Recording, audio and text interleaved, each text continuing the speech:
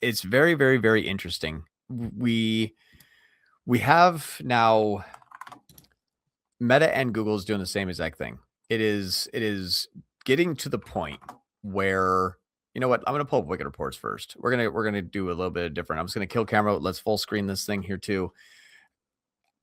I'm gonna use actually, I hope it's okay. We're gonna take a team member. And I'm just gonna do a small visualization, not everything, only a small time period. Let's just do like last 7 days as an example. We're not gonna compare anything. I'm trying not to showcase a lot of information from the client, but the only way that these clients know about me and this client knows about me is because I also use case studies of other people to say, like, see, told you, like it works. And this has been a static type of situation for the last year. And that's the reason why Feeder has come about is this here is something people really, really, really, really need to wrap their heads around. This client already knows, obviously, he's part of the Skool community already. And so he's been experiencing some good stuff.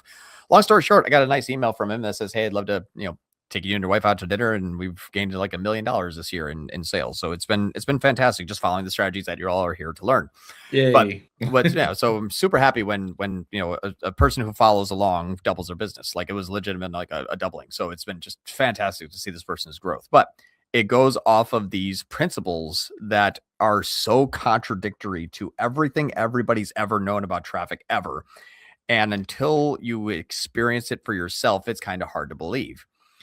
These two campaigns, or these two channels, Google and Facebook, are literally 50-50. I mean, they're like 0.03 percentile away from each other. Like, Can think I about it. make a quick point? Yeah. Because I think this is important for context. Sorry. Yeah.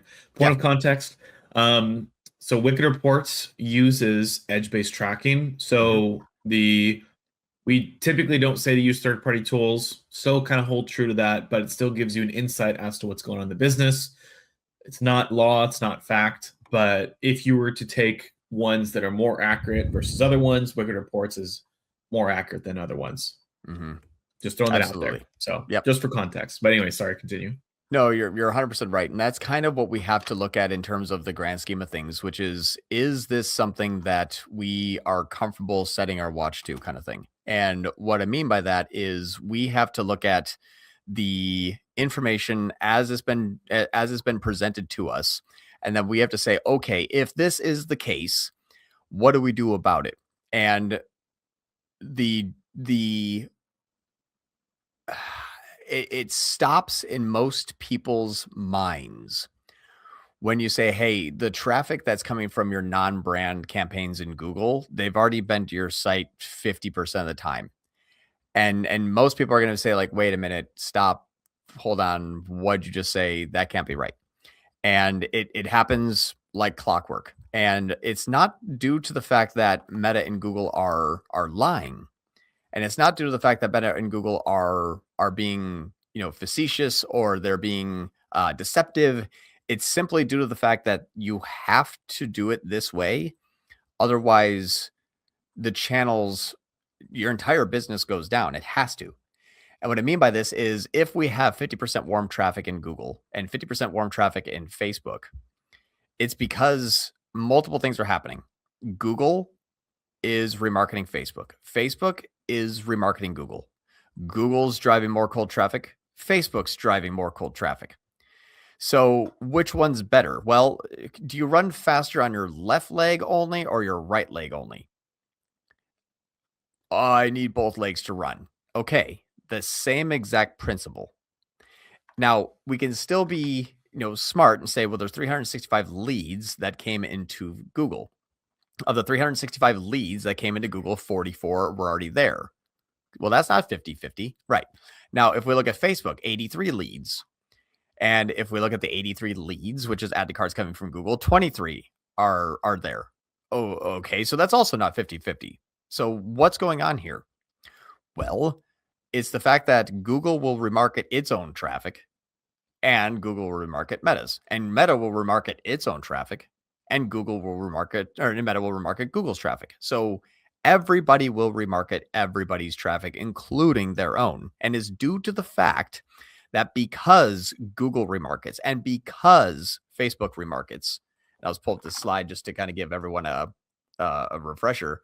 If you have all of your traffic going to your site, so here's your website, this cloud, just imagine this is your website that is just, out there in the ecosystem. Meta's driving traffic to it, Google's driving traffic to it, TikTok's driving traffic to it, email's driving traffic to it, organic's driving traffic to it, influencer is driving traffic to it, and then Google's like, mine. It just takes everything. I love that you made this graphic already pre-made. I love it. It's a common question I can see. So exactly right. And this is actually, I did this in I think in Iceland. I forgot where it was, but no, this was in the UK. So I did this speech in the UK. So that's what's kind of interesting is that now, what is Google good? Okay, well, Google versus Meta. You can kind of see that it's like, well, how do you separate them out? You can't.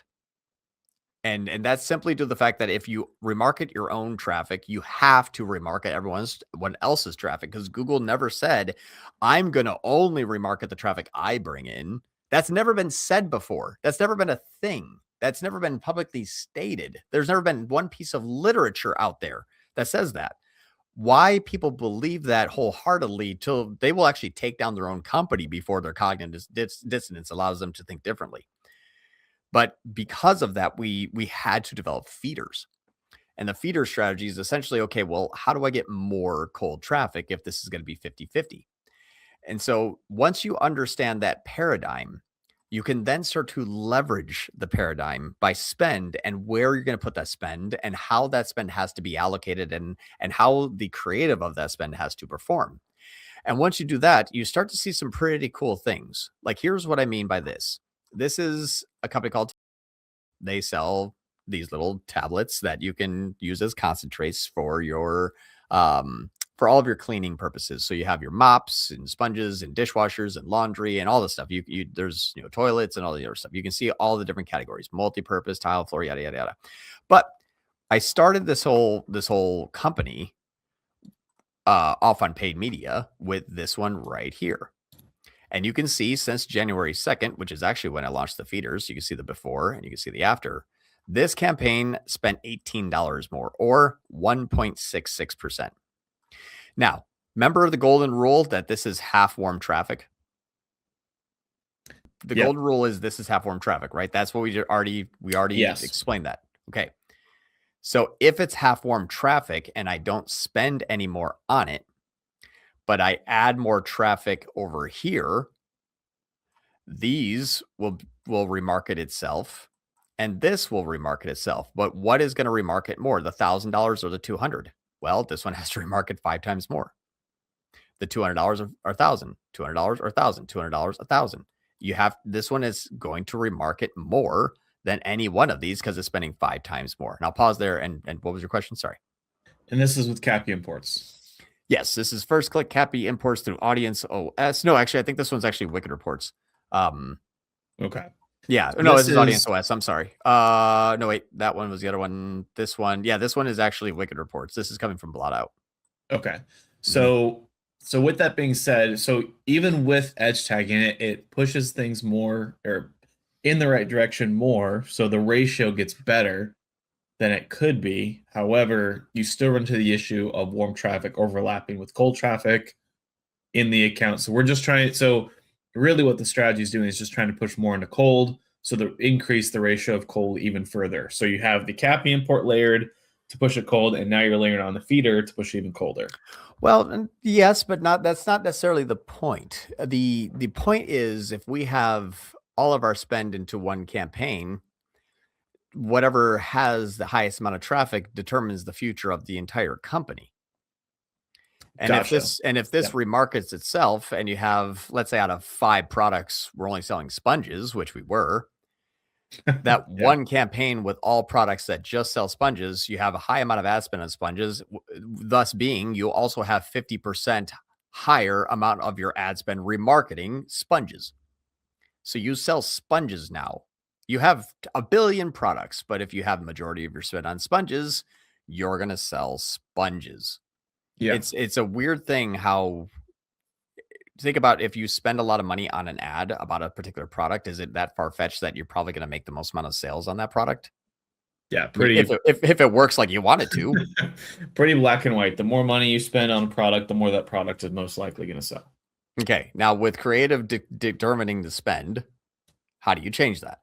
Which obviously that's why we develop Feeder. But why it works is because if I can push more spend to a product, I will now increase. Okay, this one is down here. We don't even have sponges as a campaign because we didn't never even wanted to sell sponges, but we were selling sponges. So great. So before we were spending $1,000 on what? Sponges, because we weren't spending anything else anywhere else. So So we the were algorithm just was selling being trained on sponges. The core audience was a sponge audience. And remember the sticky pixel? Yep. The longer this goes on, the more you sell sponges and the harder it is to get away from sponges because now you build an audience that wants sponges. Why? Because you spent the most money on sponges. Hey, if you like this video, we have a Skool Community where we have a few hundred members and we cover topics, everything from the basics to all the way to the like hyper crazy advanced stuff that's like coming out next month. So a few hundred members there. We go live twice a week, something with an hour-long education about something that is very relevant to the community that week, plus a weekly Q&A where you just get to come and bring us all of your problems and we solve them one at a time. So I have a link below in the description if you want to join. And then obviously if you have any questions, feel free to reach out and we can answer those for you. And we'll see you in there.